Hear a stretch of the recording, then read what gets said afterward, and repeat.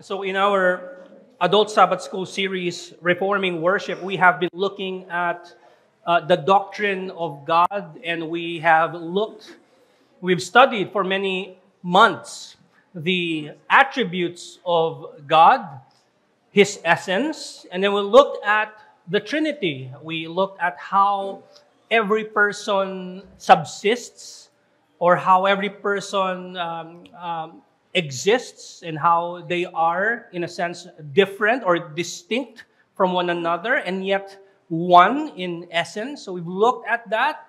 We say that it's called eternal relations. That the Father is of none, or the Father is unbegotten. And so this is how you describe the Trinity.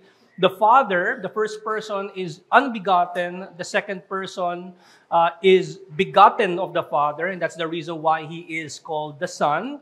And then the third person is called the Spirit. Why? Because He eternally spirates or proceeds or breathed out. He is eternally breathed out by the Father and the Son. And if the Son is not begotten, there's no Trinity. If the Father is not unbegotten, there's no Trinity. If the Holy Spirit does not spirate or does not proceed from the Father and the Son, there is no Trinity. Therefore, there is no God.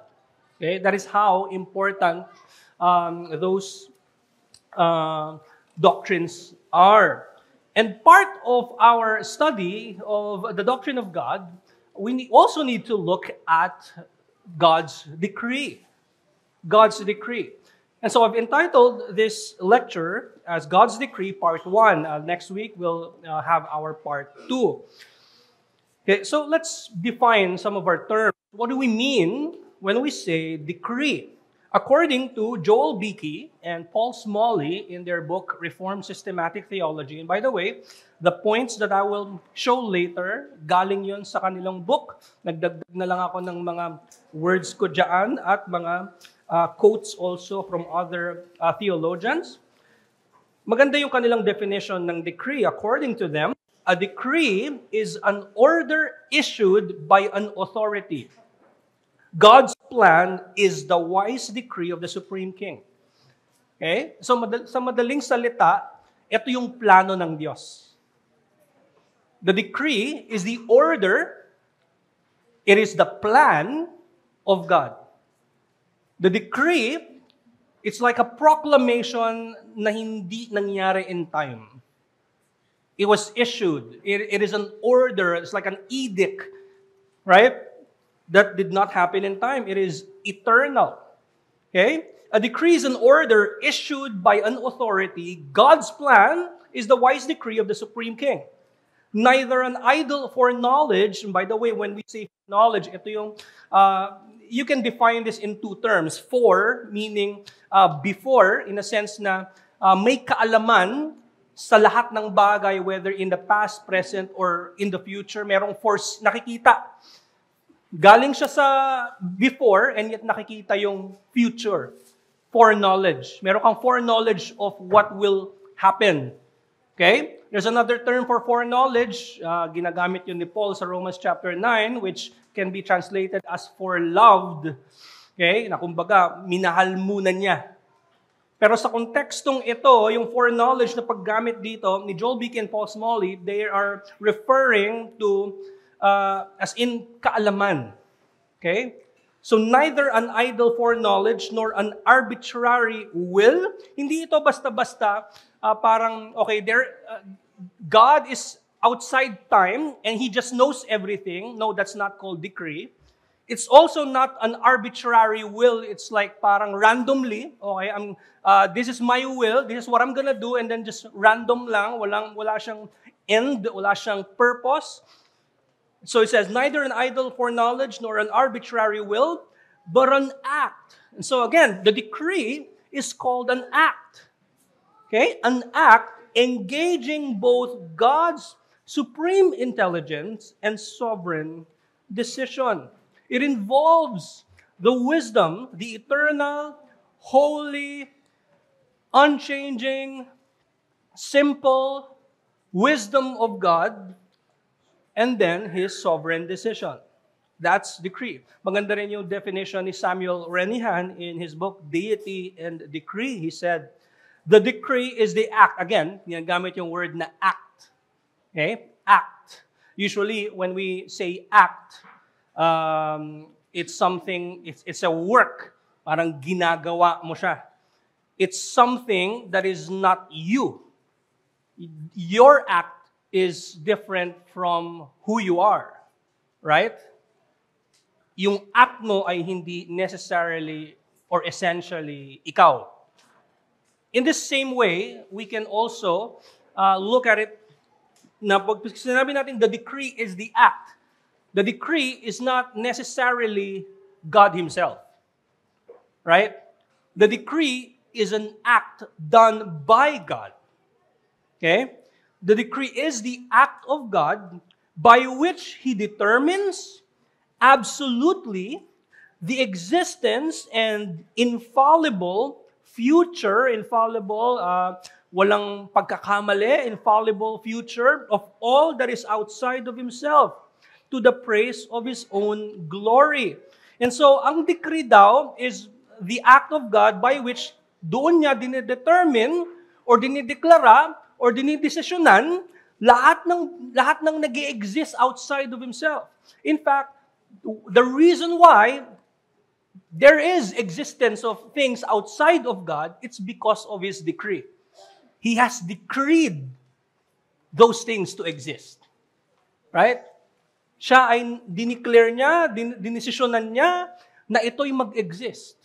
Lahat ng bagay ay parte or sakop ng kanyang decree. Okay? So to the praise of His own glory, yun yung purpose. Para sa kanyang glory. Malinaw yan sa Ephesians chapter 1, by the way. Paulit-ulit. The first cause and director of all things, that's God. The antecedent and governor of all events. The study of the decree of God is the study of all that His will causes.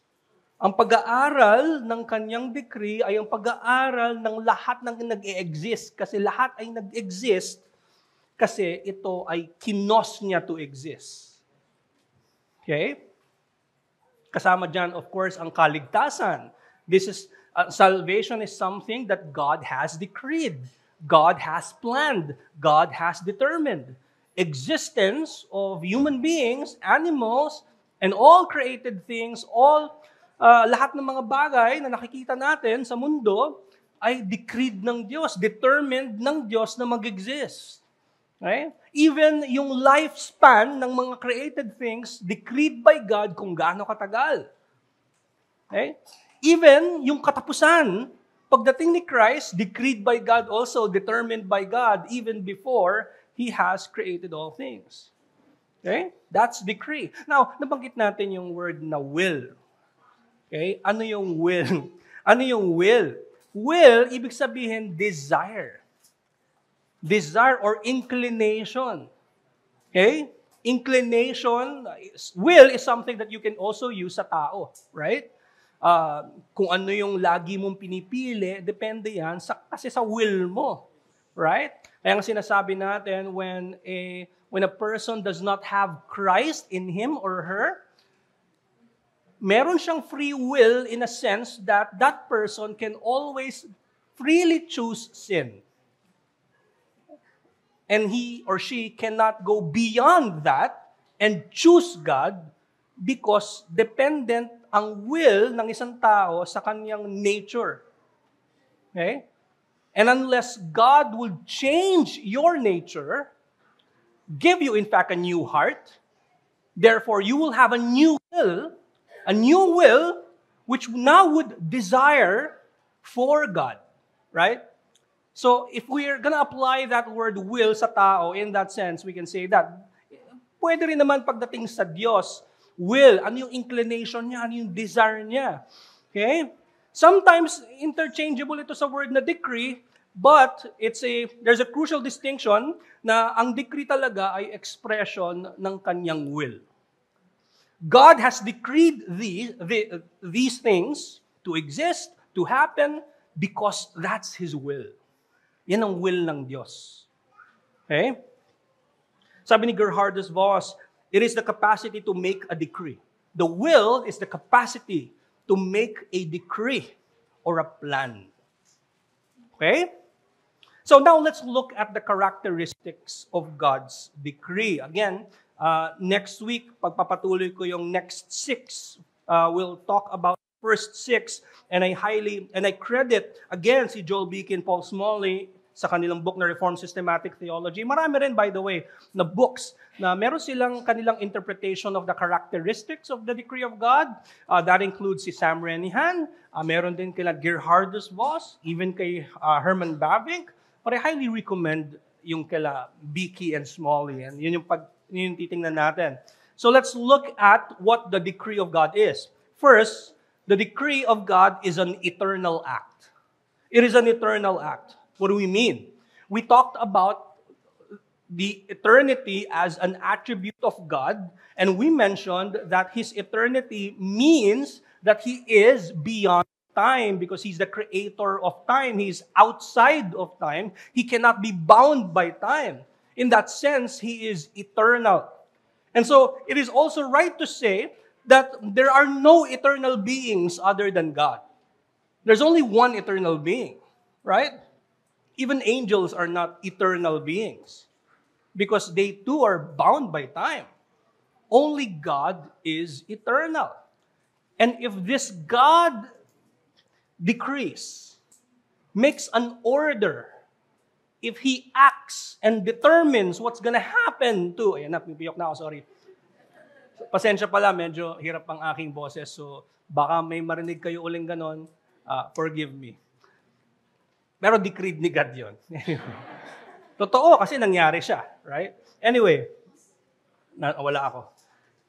Eternal ang decree ng Diyos. Ibig sabihin, ito ay hindi nangyari in time. The decree did not happen after He created Adam and Eve. No, the decree happened even before the creation of everything. Okay? So it is eternal. Marami tayong mababasang text niyan sa Scripture. And the reason why we can say the decree of God is eternal because the one who made that act is eternal. And He did not make it within time. Okay? Since God is eternal, His declaration of all things happened beyond, even the word happened, right? We're so limited by our words. It happened beyond or before time. Natin, Isaiah chapter 46, verse 10. It says here, refers to God, says, I am God and there is none like me, declaring the end from the beginning. Imagine, God has declared what's going to happen in the end and what happened in the beginning. That's His decree. Okay? That's His act of declaration, of determination. Okay? Declaring the end from the beginning and from ancient times, things not yet done, saying, my counsel. Yung word na counsel also at times ay ginagamit yan interchangeably with the word decree. Okay? My counsel shall stand. My decree shall stand. It cannot be changed. It will stand forever. And I will accomplish all my purpose. Okay? So again, sabi ni Beeke and Smalley, before anyone or anything existed besides the Father, the Son, and the Holy Spirit, the eternal God had decreed His will. Dinikri niya or kanyang enact niya yung nasa will niya. Okay? So the point here is that God decreed His purpose in eternity. Now, paano natin makikita yung kanyang purpose? In-execute niya yung purpose niya in time. Right? God decreed His purpose outside of time. Now we're seeing it. Now we can read about it because He's executing His decree or His purpose in creation, in time. Doon na papasok yung terms, I'm sure you're very, very familiar with it, providence, right? Providensya ng Panginoon. Okay? Yan ay decree ng Diyos. Ine-execute niya sa creation. Now, kailangan ma-distinguish po natin ang decree ng Diyos from what we call the eternal relations. Meron pa ba nakakaalala nun? Actually, binanggit ko na kanina. We must distinguish the processions, the relationship of the Trinity, kasi considered din pong act yun from the decree. Okay? Now, maganda yung distinction ni Beeke and Smalley. Sabi nila, the decree of is internal to the mind of God. Imagine, ang decree, ang kanyang act, ay internal sa kanya in a sense na ito'y nasa kanyang isipan. Now, let me ask this. Pag wala ba yung decree, so kanina nabanggit ko, kapag wala ang eternal generation ni Son or eternal begottenness ni Son, meron o walang Diyos? Paano kung hindi eternally begotten si Son? Ang tanong ko, meron bang Diyos o wala? Walang Diyos, right? Here's my next question, mga kapatid. Paano kung walang decree ang Diyos? Meron pa bang Diyos o wala?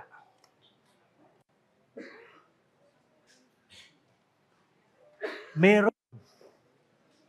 Kasi ang kanyang ay something na hindi necessary within Him. Although it is internal sa Kanya, kasi ito'y nasa Kanyang isipan, pwedeng wala yun. Naintindihan niyo ba? Comparing sa pag-send kay Spirit eternally, comparing sa pag-begotten kay Son eternally, yun ay necessary within the Trinity. But the decree itself, if there is no decree, of course, there's no creation, wala itong mga bagay na to ngayon, there's only God. He exists without that decree. Okay? So, while it is internal to the mind of God, the decree consists of the deep things of God and must be revealed unto us by the Spirit. Yet the decree also can be considered external in a sense na in its orientation because its objects are God's creatures and the execution of God's decree through time is His providence. So, external din ng decree in a sense na ito ay hindi, kumbaga parang internal in a sense na katulad noong begottenness at noong eternal spiration. Okay? The decree of God is internal in the sense that it is in the mind of God. But it is external in the sense that it is not inherent in God's essence. Iba yung essence ng Diyos sa kanyang act or decree.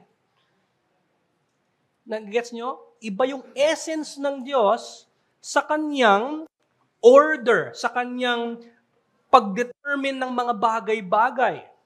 Hence, kahit walang decree, existing ang Diyos. Now, ang begottenness eternally ni Son, kasama yon doon sa usaping essence ng Diyos. So pag wala yon, walang Diyos. Okay? So again, the decree of God now is eternal in the sense that it is pre-temporal and it did not occur in time. Now, pwede natin sabihin, gaya na sinasabi natin sa point na ito, that the decree is an eternal act. It is beyond time, outside of time, before time, yes. Okay? Now, we're also saying that it is pre-temporal. When we say temporal, temporary, temporal, it denotes time, right? Ibig sabihin, it's pre-time, bago nangyari yung actual time. Okay? In that sense, eternal po ang decree ng Diyos. But it is not to be understood in the same sense as the eternal relations because these relations are within the Holy Trinity. Okay? It's not like ang decree ng Diyos ay kapareho ng begottenness at spiration. Okay? So there's a distinction there. So the eternal relations, Father unbegotten eternally, the Son, eternal generation, Spirit eternally spirated from the Father and the Spirit, Son, are within the Trinity. That is God as He is in Himself. Now, the decree concerns the plan of God for His creation. And therefore, mawala man niyang decree, may Diyos pa rin. Ang wala, tayo. Okay? Second, the decree of God is a sovereign act. Sovereign. Okay? It is a free act. Hindi siya hindered by anyone. Hindi siya hindered by Satan. Okay? Because first, Satan is not that powerful as God. Second, Satan did not exist prior the decree. In fact, si Satan ay part ng decree. Okay? Dinetermine ng Diyos na may Satanas. Okay? So walang hindrance ang Diyos when He made His decree. No hindrance when He decided or when He made that order or when He determined things to exist, walang nang hinder sa Kanya. Doon pa lang isipin natin. Right? At times when you doubt God, doubt His power, and yet at times we forget His sovereign act. And when we talk about His sovereignty, we're always seeing it in the lens of creation. Now, labas tayo sa creation. Doon tayo sa eternity. And kind of sovereignty that He has, that even His decree is unhindered by anything outside of Himself. You know why? Because nothing exists outside of Himself. There is only God. Okay? Sabi sa Ephesians chapter 1, verse 5. Ephesians chapter 1, verse 5, He predestined us. Okay? Our destination has been predetermined. For He did that so that we will be adopted. He predestined us for adoption, not to other fathers, but to Himself as sons through Jesus Christ. The predestination act is part of that decree, happened before creation. So, pinili na ng Diyos Ama ang magiging Kanyang anak or sons or children of God bago pa niya tayo ginawa. Okay? And this is what? According to the purpose of His will. According sa Kanyang decree na naaayon sa Kanyang inclination, sa Kanyang will. Okay? Para saan? Verse 6, for His glory, to the praise of His glorious grace. Okay? So, His decree is a sovereign act. It is a free act. God has freedom to decide as He is the Creator. Okay? Yun nga yung argument, by the way, ni Paul sa Romans chapter 9. If you remember, Romans chapter 9, verse 19 to 21. Paul is saying, you might ask, why did God do this? Why did God choose this route? Bakit ganitong desisyon ng Diyos? Ang argument ni Paul, sabi niya, rhetoric yung kanyang ginamit dito, you will say to me then, sabi niya, why does He still find fault? For who can resist His will? See? God is so free to do it. No one, of course the answer to this is, no one can resist the will of God, right? Why does He still find fault? For who can resist His will? But who are you, O man, to answer back to God? Will what is molded say to its molder, why have you made me like this? Verse 21, has the potter no right over the clay to make out of the same lump one vessel for honorable use and another for dishonorable use? Right? Gumawa na siya ng argument doon sa mga tao na marahil questionin ang sovereignty ng Diyos. Ang kanyang desisyon na, by the way, ginawa na niya bago pa niya ginawa ang buong mundo. Now, again, kailangan nating i-distinguish ito sa eternal relations. Although medyo nabanggit ko na kanina, the eternal relations, again, ang eternal relations, unbegottenness ni Father, generation ni Son eternally, spiration ni Spirit from the Father and the Son, the eternal relations within the Trinity ay necessary sa Diyos. Necessary sa Diyos. Hindi pwedeng wala yung isa. That's the reason why there's Trinity. That's the reason why there's the Father, because He's unbegotten. That's the reason why He's called the Son, because He is begotten eternally. The reason why the third person is called breathed out or Spirit, because He is eternally breathed out by the Father and the Son. So it is necessary. Okay? Necessary ang eternal relations. Pero ang decree, it is a free act. So, can God actually, pwede ba niyang hindi ginawa yung decree? Yes. Yes. Sabi ni J.V. Fesco, God could have decided to create or not to create, whereas His existence is not contingent because God exists necessarily. Now, of course, common ito sa panahon natin. Most of the talk regarding the will of man nowadays are devoid of the understanding of the free will of God. Ang iniisip, teka, wala na bang free will ang tao? And by the way, we'll have a separate lecture patungkol sa free will. Kasi may connection din ito sa worship. Okay? Probably 2 lectures from now. So, kung may mga tanong kayo, mas magandang ma-discuss natin yung 2 weeks from now. But, itatouch ko lang saglit na in the conversations now, pagdating sa theology, pagdating sa usaping free will, ang laging pinuput forward, paano na yung free will natin? Paano na yung free will natin? Kinakalimutan na, teka, how about God? God is free to decree. Meron siyang free will. And He can act freely. And if this is His act, who are we? Tayong mga clay to say to the one, to say to the, tayong mga minold ng molder. Right? Who are we to say? Kanga ni Paul. So the sovereign decree of God, which is based on His good pleasure, is sometimes termed as decretive will. Marahil narinig nyo na ito. Decretive will ang tawag dito. But it's basically just decree being free. It's a free act. It's a sovereign free act. That's it. Yun lang ibig sabihin, decretive will, basically. Okay? And there's another kind of will kasi that is referred to in relation naman pagdating sa kasamaan. Ito yung tinatawag na permissive will. Okay? Permissive will. What is this? It referred to as how God includes evil within His overall decree without being its author. Okay? And so, this answers why there's evil in this world. Because, number 2, the decree of God is a sovereign act. The decree of God is a free act. And to be specific, He has permitted evil. According to His permissive will, He has permitted evil for His purpose.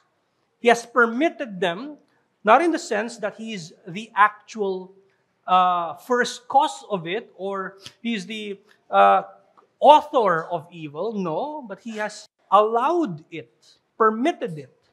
So this signifies that God decreed to allow, or permit sin to occur, rather than directly causing it or willing it.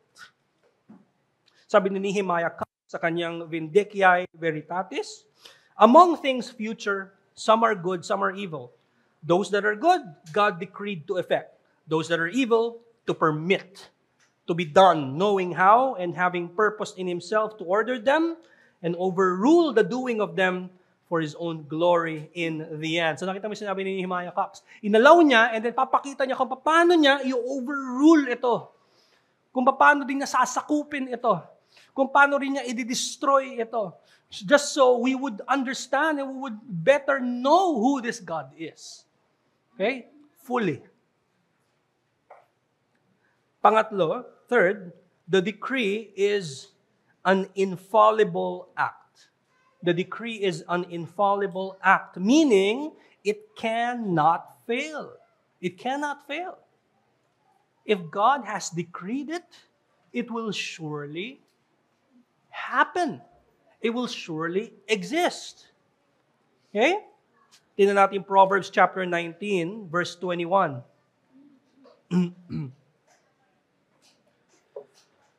Verse 19, verse 21, many are the plans in the mind of a man, but it is the purpose of the Lord that will stand.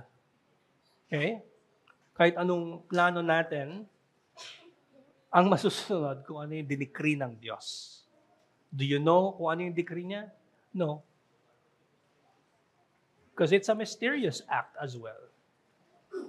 According to Isaiah chapter 14 as well, Isaiah chapter 14, verse 24 to 29, the Lord of hosts has sworn, as I have planned, so shall it be. And as I have purposed, so shall it stand. That I will break the Assyrian in my land, and on my mountains trample him underfoot. And his yoke shall depart from them, and his burden from their shoulder. 26.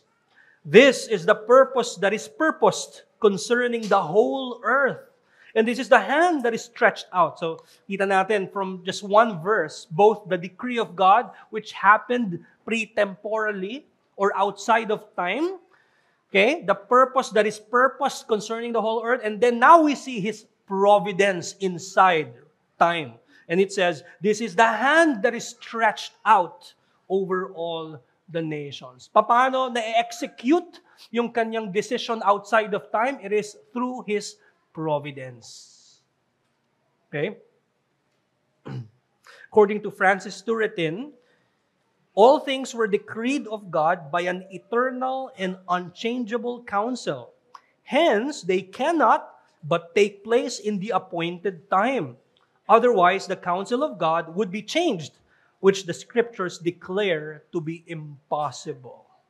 It cannot fail. Okay? It cannot fail. Number 4, connected na rin in a way sa number 3, the decree is an immutable act. Okay? It cannot fail. It will surely happen. Number 4, it cannot be changed. It cannot be changed. What God has decreed cannot be changed. In Psalm chapter 33, verse 10 to 11, the Lord brings the counsel of the nations to nothing. He frustrates the plans of the peoples. The counsel of the Lord stands forever, the plans of His heart to all generations. Okay? God doesn't change His mind. Nothing, imagine, God has created things, and then yung created things niya may power to change His mind. Right? That's impossible. Imposible yun. Okay? Nothing in creation can change the mind of the unchanging, eternal God. Okay? Now, you may ask, pero clear sa Bible, there are words na nagpapakita na may pagbabago sa Diyos. There are a lot, pero naglagay na lang ako dyan ng isa sa mga very famous verse. Genesis chapter 6, verses 5 to 6. Right? Before the building of the ark and before the flood, it says here, verse 5, the Lord saw that the wickedness of man was great in the earth.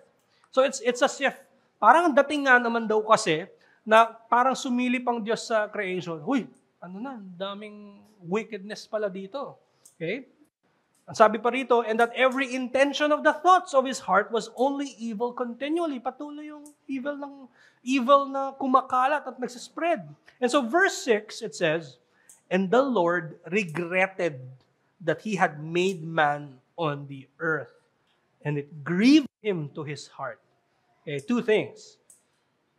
Una, seems like ang Diyos ay parang sana pala hindi ko ginawa ito. Sana pala hindi ko kinreate ang man. Right? Pangalawa, naapektuhan siya in a sense na parang at that point on, nag-grieve siya.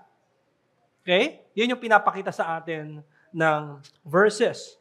But we need to understand na ang Biblia at ang salita ng Diyos ang Diyos mismo ay a higher being compared to us. And so as a higher being, the higher being must speak in a way that we can understand. Okay? Na maaari nating maintindihan siya. Ito yung tinatawag nating baby talking. Nagbe-baby talk sa atin ang Diyos. So it doesn't necessarily mean that the Lord changed His mind. For example, He decreed that He will send the flood. Okay? Prior His creation, nagdesisyon na siya, nagpinlano na niya that He will send the flood. Okay? In the time of Noah. And then nung time na ni Noah, biglang nagbago yung isip niya. Right? Hindi ng Diyos. Hindi ganun ang kanyang essence. He is immutable. Ano pa? Ano pang matatouch na attribute dito? Kung may nakakaalala.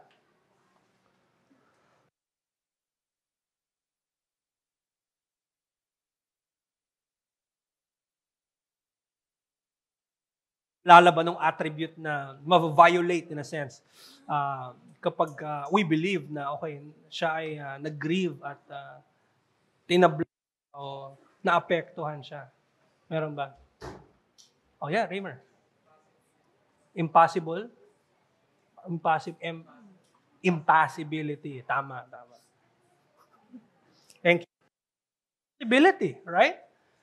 Parang sinabi na natin na marami, no? Pati yung immutability niya, impassibility niya, lahat ma-violate yung mga essence na iyon. And so sabi ni John Calvin, for who is so devoid of intellect as not to understand that God, in so speaking, lisps with us as nurses are wont to do with little children. By the way, so note lang, yung lisps, ibig sabihin dyan, sa context ni Calvin, speaking softly. So kailangan pa ng Diyos to speak in that way, speak softly. And then yung wont, it is an archaic word meaning used to or accustomed. And so lisps with us as nurses are used to do with little children. Such modes of expression, therefore, do not so much express what kind of a being God is, as accommodate the knowledge of Him to our feebleness. In doing so, He must, of course, stoop far below His proper height. So, nag-accommodate ang Diyos. Okay? So, it doesn't mean that His decisions can be changed. No. His decree is an immutable act. Number 5, the decree is an unconditional act. His decree is not conditional and does not rely on creatures. Hindi nakakondisyon ito sa ano kayang makikita ko in the future? Siguro magiging wicked itong mga taon to. Okay, ganito yung desisyon ko. No, hindi ganon ang Diyos. Okay? Hindi conditional ang kanyang decree. It is unconditional. According to Daniel chapter 4, verse 24 to 25. And this was Daniel interpreting the dreams of the king. Sabi sa verse 24, this is the interpretation, O king, King Nebuchadnezzar. O king, it is a decree of the Most High. This has been purposed in eternity by God Himself, according to Daniel, which has come upon my Lord the King, which has come upon you, King Nebuchadnezzar, verse 25, that you shall be driven from among men, and your dwelling shall be with the beasts of the field. You shall be made to eat grass like an ox, and you shall be wet with the dew of heaven, and 7 periods of time shall pass over you till you know that the Most High rules the kingdom of men and gives it to whom He will. And then pagdating sa verse 35, nangyari nga. Yung dream ni Nebuchadnezzar na talagang i-humble siya, talagang pabababain siya, no? From napakataas ng yung kanyang status. Siya yung hari, and then pababagsakin siya to the point na sobrang talagang parang nagko-crawl na lang siya. Okay? And so in verse 35, here comes his humiliation. Ito yung realization ni King Nebuchadnezzar. Verse 35, it's him. Sabi niya, all the inhabitants of the earth are accounted as nothing, and he does according to His will among the host of heaven and among the inhabitants of the earth. And none can stay His hand or say to Him, "What have you done?" So, makita natin si Nebuchadnezzar, inulit niya yung sinabi ni Daniel. Sabi ni Daniel, ito yung decree ng Diyos. Nung nangyari sa kanya, now he believes na ito nga ay pinlano ito ng Diyos sa akin. Okay? Hindi nakakondisyon ang decree ng Diyos sa any act na ginawa ni Nebuchadnezzar. And I would say even kay Daniel and all creation, of course. Now, maraming mga grupo in the early centuries,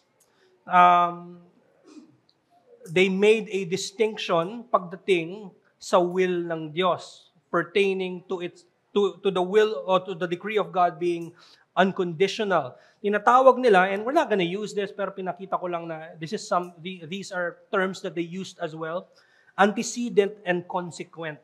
Yung antecedent, ito raw, according to them, ito yung nagplano ang Diyos bago yung creation niya. In a sense, we believe that, right? Pero yung consequent will, para sa kanila, God's decreed purpose is based upon human actions or choices. Okay? Particularly their foreseen faith or unbelief. Dito na papasok yung mga ibang salvation theology, like soterology, like yung natawag. Dito na papasok yung mga understanding na yon, na ang Diyos ay pumili, sige, let's grant that God has chosen people, but He has chosen before time based upon what He can see in the future. Okay? Yun daw yung tinatawag nilang consequent will, and we reject that. Hindi nakakondisyon sa kahit kanino ang desisyon ng Diyos prior creation. Ito ay nakasalalay according to Paul to His sovereign pleasure. Okay? So most Reformed theologians reject this distinction. For them, God's decree is not dependent upon anything outside of God. So the point here is that since it is eternal, it doesn't depend upon any conditions which happens in time. Okay? Just imagine that. Walang creation in time ang makapagbabago sa isang hindi bound by time. Right? And if you might say, baka there's another creature outside of time. No, si God lang yun eh. Right? Number 6. Lastly, to be continued yung mga 7 up to 12. Number 6, the decree is a specific act. It is a specific act. It's not like parang broad lang yung kanyang decision, very general. Okay, I'm just gonna save the church. Okay? And then it will be composed of, let's say, millions of Filipinos and then Americans dito. Hindi ganun eh. Ang kanyang decision outside of time ay specific. Specific. Okay? Maganda yung sinabi ni Beeke and Smalley. One might think that the Creator of the heavens and the earth merely sets strategic goals and does not concern Himself with the details of history. But His Word reveals otherwise. God, and may mga verses dyan, you feel free to check them out. God decreed the distinguishing botanical characteristics of each kind of seed, which woman Isaac would marry. Ayan magandang kumbaga comforting yun, ang dinikri ng Diyos ang mapapangasawa mo. Right? So bago mo papiliin, parang pinili na ng Diyos para sa'yo. Right? Yung mga ngumingiti dyan, di ko alam ba't kayo ngumingiti. But anyway, si Isaac, yung kanya na pangasawa, dinikri yun ng Diyos. Okay?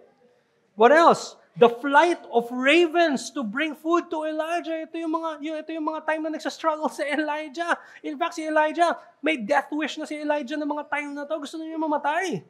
And yet God has sent His ravens to bring food to Elijah. Okay? The motions of the clouds, tornadoes, rain, lightning, the plans of and victories of the king of Assyria, in the time when Paul would be called and converted.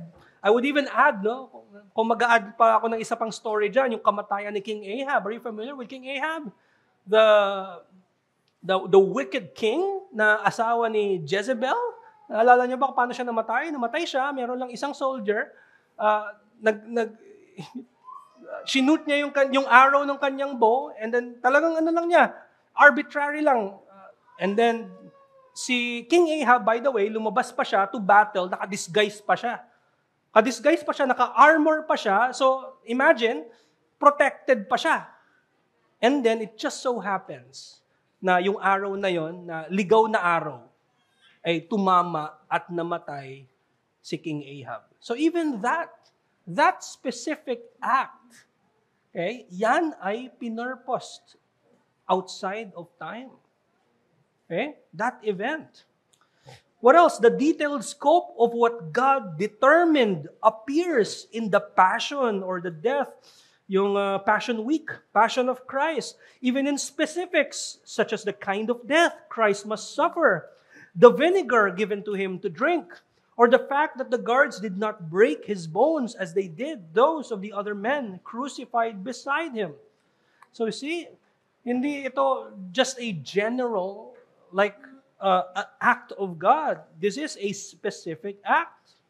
So the point here is that God's decree for all things is not a broad outline, but a meticulously detailed blueprint encompassing everything from the grandest cosmic events to the smallest occurrences in the lives of individuals.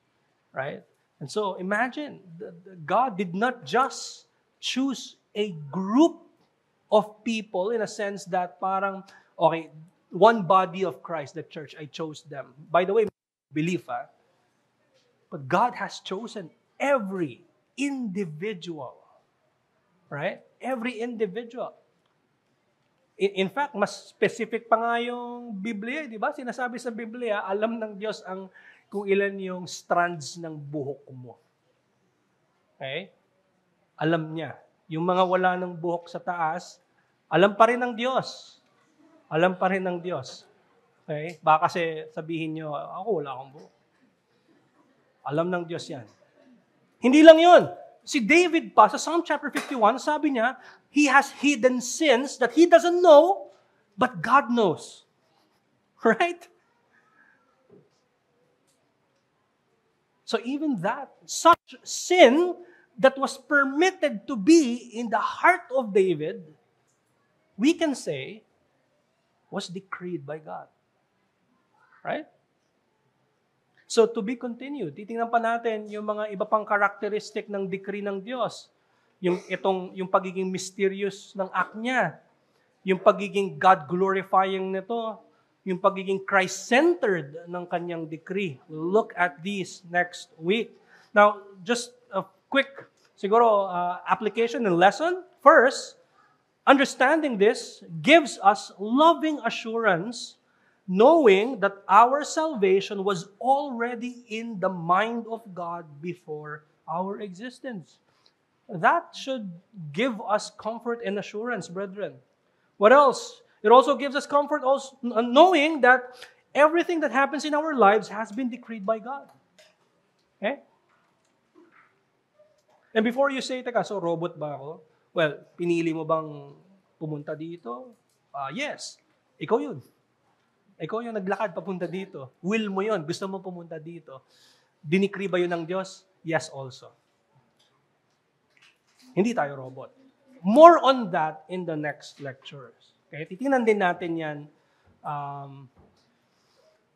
Siguro kaunting, baka lang may magtanong. Number 3, His decree provides an overarching framework for understanding who God is and what His purposes are. Okay?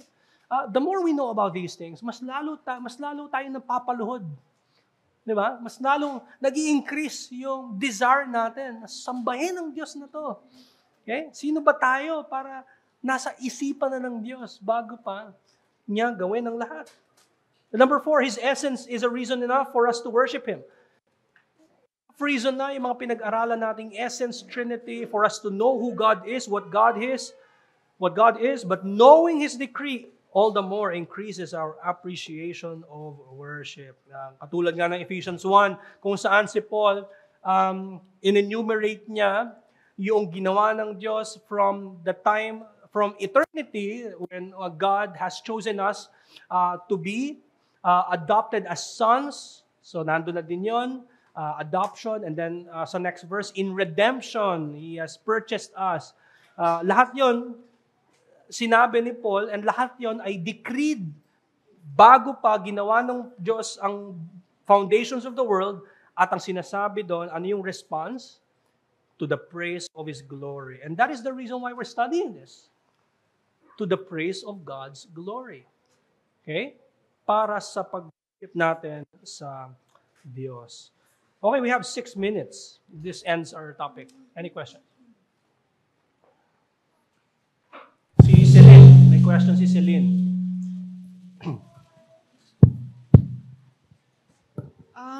Yung sa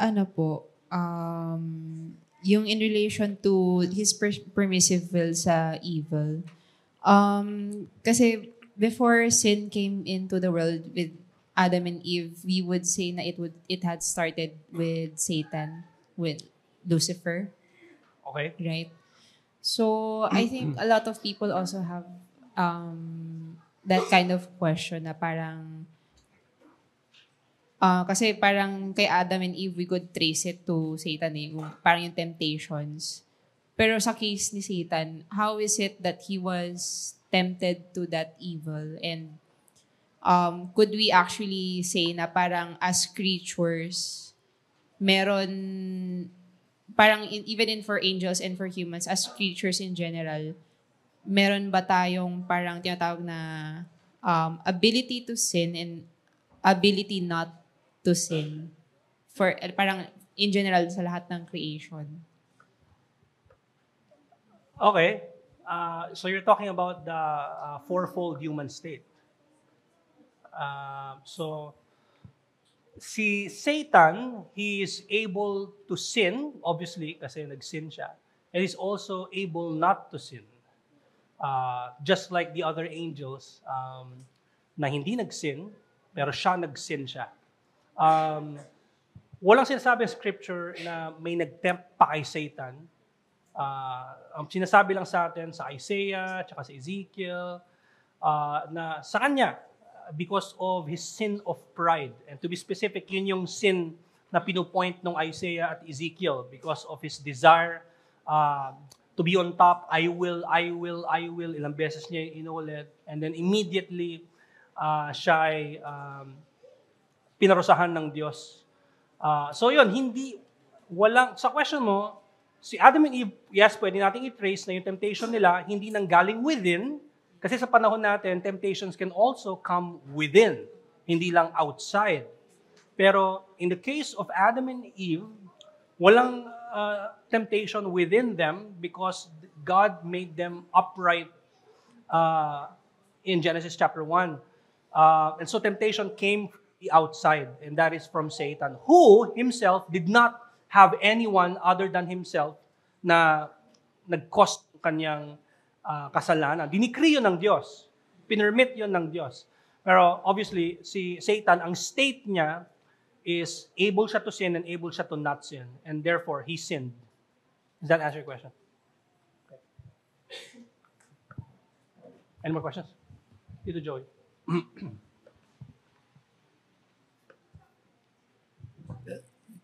Maybe I misunderstood what you said earlier about the relationship or the relationship between the decree and God Himself.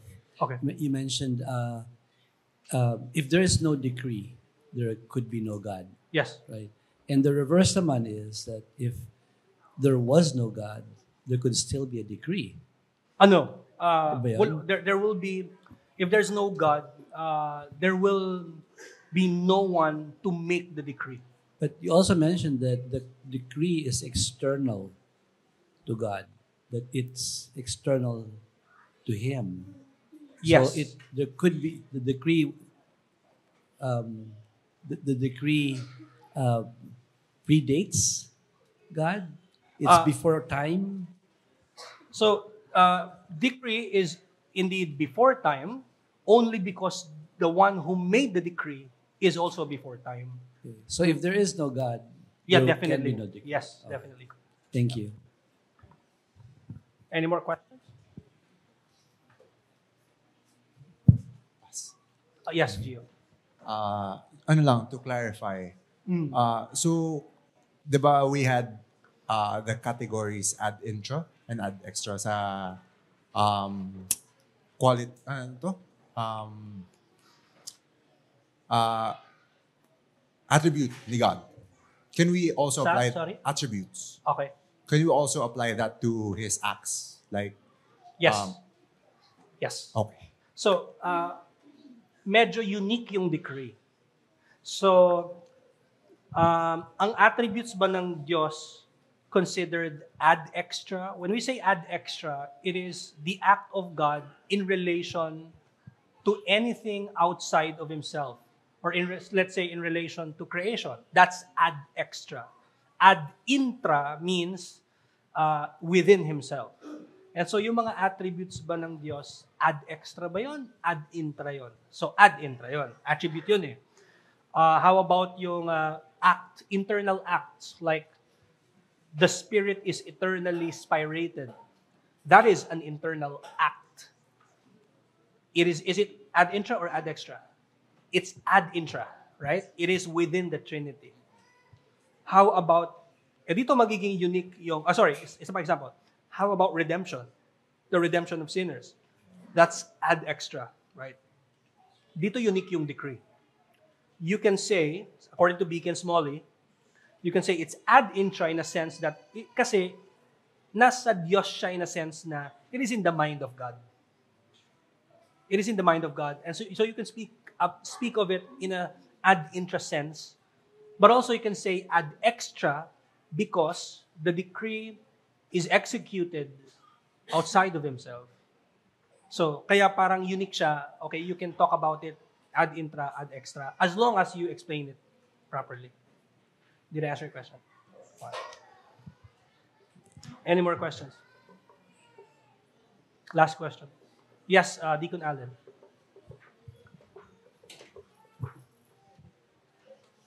Hi po, Pas. Question ko lang po, ba't po kaya may mga verses na parang somehow medyo pwedeng mabago yung decree? Parang mukhang gano'n. Halimbawa, pag magpe-pray, di ba, parang sasabihin, mapapabilis mo yung justice. May gano'n sa parable eh. Na parang nagpe-pray yung isang babae or may lalapitan siyang judge. And then, sinagot quickly. Kahit sa ano po, may sakit, pagpe-pray. Tapos, halimbawa, yung days natin, sabi ng Bible, hindi madadagdagan. Pero sabi, kapag obedient ka sa parents mo, mapapahaba mo yung life mo. So parang ba't po kaya, Ganun ba yun?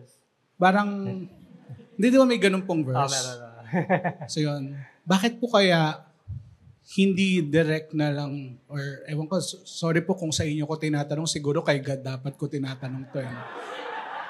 Pero naisip ko lang po, ba't kaya ganun yung Well, una, explain ng dapat Bible. si God talaga. Well, darating yung yung time na may Q&A tayo siguro doon. Sana. Well, magre-rely tayo doon sa merong ini-imply yung mga verses na yun. Kasi madami yun eh. I'm sure depende yun sa context.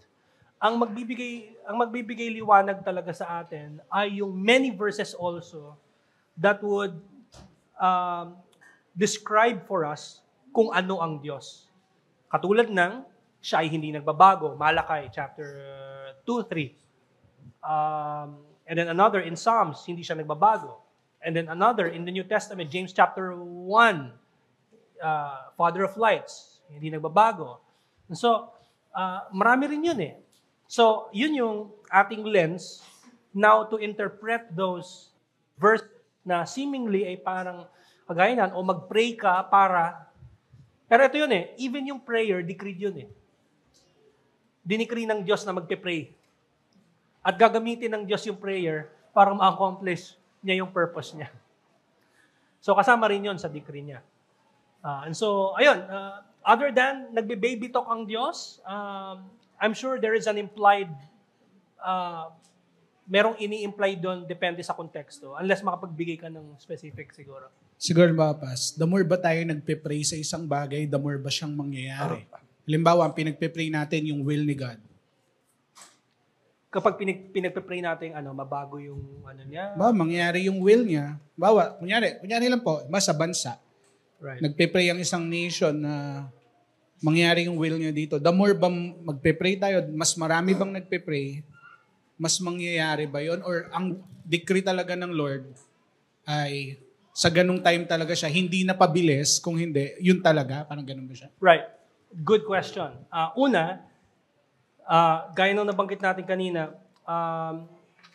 immutable ang act ang decree. Ibig sabihin, hindi yun mababago. Kung yun ang napagdesisyon ng Diyos, prior creation, and that's it. It will happen. It will exist. Regardless kung ang tao ay mag-pray o hindi. Hindi nakasalalay sa prayer primarily ng creation or ng creature ang ways ng Diyos. So, dun, yun una pa lang. Hindi yun nakasalalay sa atin. Pero ito naman yung kagandahan ng work ni God, which is also decreed niya. Ginagamit niya yung prayers natin as a means para ma-accomplish yung purpose niya. So, yung purpose niya, decreed na yon.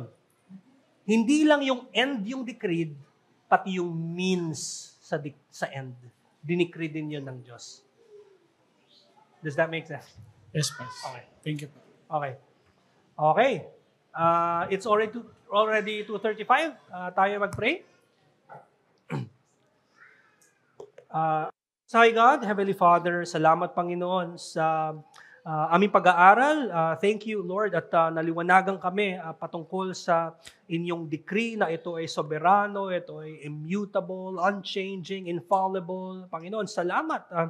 Nawa ay ito ay talagang magbigay sa amin ng tunay na genuine na desire para mas lalo ka naming mahalin at mas lalo namin ma-appreciate ang inyong work para sa amin. Salamat po, Panginoon. And nawa mas ma-anticipate din po namin, especially as we will worship you this 3 p.m. Nawa ay maging beneficial yun sa amin, Panginoon. So itong aming pasasalamat, itong aming panalangin sa ngalan ni Jesus. Amen.